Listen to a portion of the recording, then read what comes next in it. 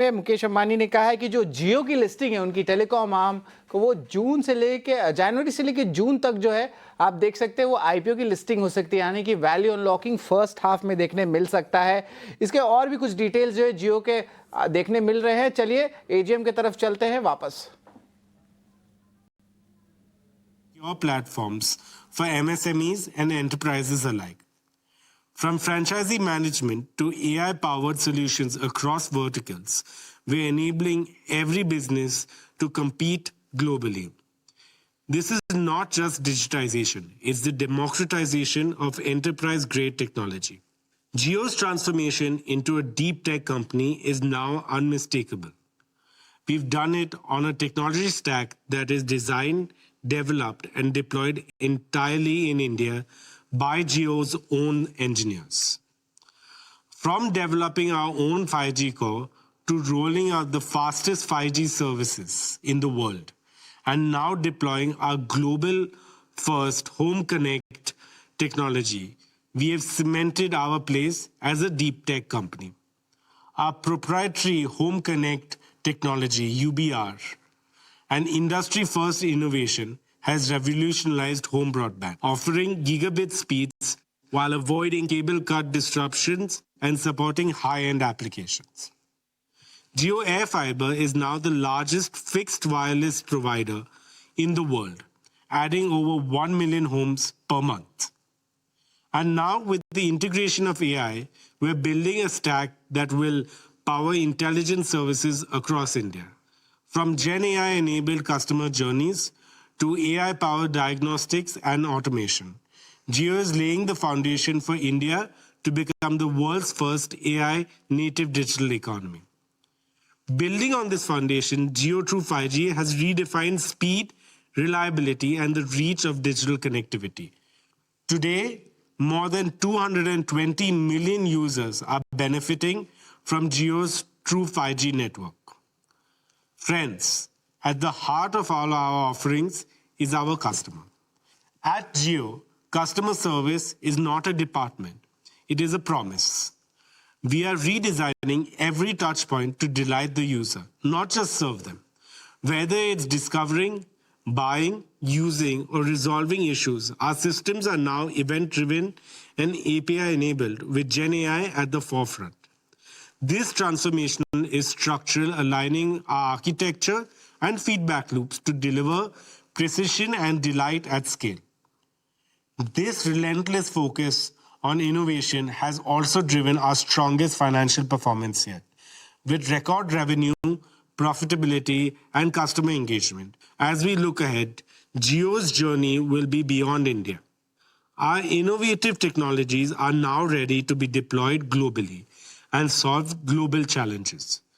With strategic partnerships and a clear roadmap, we will take Jio services international, creating value for partners and shareholders alike. Behind every achievement is a mission to serve customers with heart, to connect the unconnected, uplift every citizen. As we move forward, Jio remains committed to this service.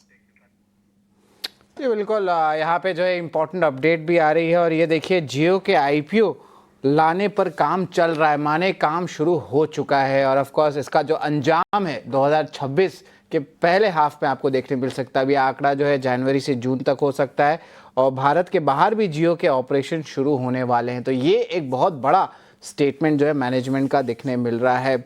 अभिषेक, पूरी telecom industry में देखें तो थोड़ी सी अच्छी up move देखने मिल रही है, ARPU भी बढ़ने वाले हैं, डेटा हैवी सर्विसेज पे फोकस रहेगा और पूरी तरह हम देख सकते हैं कि अब जो है वैल्यू की तरफ मूव कर रहा है, वॉल्यूम की तरफ नहीं चल रहा है। किस तरह आप देख रहे हैं अभी टेलीकॉम सेगमेंट पे?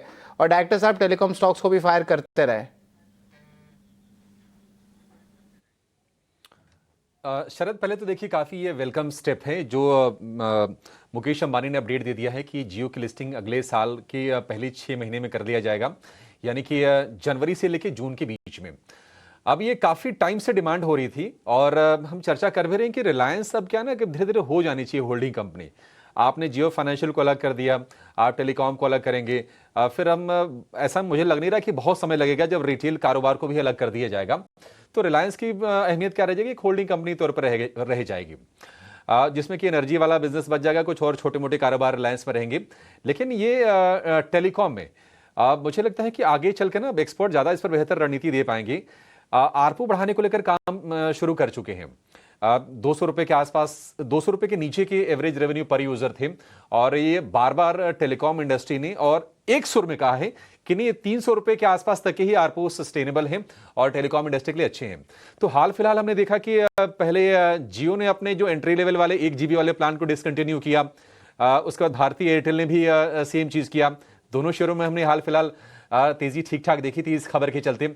और रिलायंस के अगर हम थोड़ी देर में एसओटीपी वैल्यूएशन, यानी कि अगर 1400 रुपए शेयर का भाव है, उसमें से जियो टेलीकॉम वाले का हिस्सा कितना है, ये भी हम दर्शकों के सामने रखेंगे। लेकिन निश्चित तौर पर ये कंपनियां इतनी बड़ी हो गई हैं कि आप इनको इंडिपेंडेंटली ऑपरेट करने दीजिए, और उससे निवेशकों को बड़ा इजी हो जाता है शरद, कोई कॉल लेने में, फिर आपको ना कंपेयर करने में इजी हो जाएगा। अभी क्या होता है कि हम भारतीय एयरटेल को कंपेयर करते हैं तो रिलायंस को भी हम टेलीकॉम प्ले करके देख लेते हैं, ऑयल एंड गैस की बात आती है तो फिर से रिलायंस टेलीकॉम को हम देख लेते हैं। रिटेल कारोबार अपने आप में इतना बड़ा हो गया है और लगातार एक्विजिशन कर रहे हैं मुकेश अंबानी उस स्पेस में, तो ये एक बढ़िया चीज है और एक ये वेलकम स्टेप जरूर है। हालांकि रिलायंस में आप देखिए जो अभी करीब 1394 रुपए के हम भाव देख रहे थे, और ये जो शेयर है ये नीचे आके कारोबार करता हुआ आपको दिखाई देगा। 1.5% के आसपास की नरवी है। तो मुकेश अंबानी ने ऐसा क्या कहा है, भारत के बाहर भी जियो की ऑपरेशन शुरू करेंगे? क्या बाजार इस चीज को लेकर परेशान है? और थोड़ा परेशान होना भी चाहिए।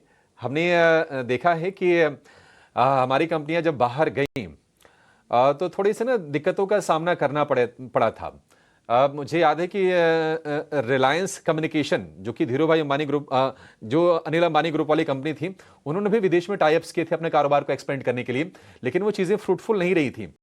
भारती की बात करें, इनका भी अफ्रीका वाला कारोबार है, वहाँ पर ये सक्सेसफुली ऑपरेट कर रहे हैं। लेकिन ये थोड़ी सी ना निवेशक चिंतित होते हैं। निवेशक ऐसे किसी भी चीज़ को लेकर चिंतित होते हैं कि आप पैसे निकाल के कंपनी से आप कहाँ डिप्लॉय करने जा रहे हैं। तो ये थोड़ा शॉर्ट टर्म में थोड़ा सा और एक्सपर्ट के माध्यम से समझेंगे कि आखिर वो कैसे देख रहे हैं।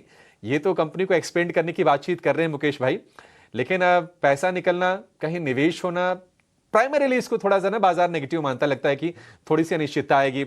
आप क्या एसेट क्रिएट करेंगे, आप इन्वेस्टमेंट करेंगे, आप क्या इनऑर्गेनिक एक्सपेंशन करेंगे, कैसे करेंगे, इसको लेकर थोड़ी सी ना अनिश्चितता का माहौल हो जाता है। उसके चलते हम देख रहे हैं कि थोड़ा सा ये ऊपरी स्तरों से गिरावट आ रही है। अदरवाइज शरद, ये एक बढ़िया स्टेप है, और अगर रिटेल के आईपीओ को लेकर, रिटेल की लिस्टिंग को लेकर भी अगर मुकेश अंबानी कोई बयान दे देते हैं तो निश्चित तौर पर काफी अच्छा होगा। ये हमारे साथ जुड़ गए हैं एक्सिस सिक्योरिटीज के राजेश पालविया। राजेश जी, बहुत शुक्रिया आपका समय देने के लिए। स्वागत है आपका 18 स्वदेश पर। 2019 में मुकेश भाई ने कहा था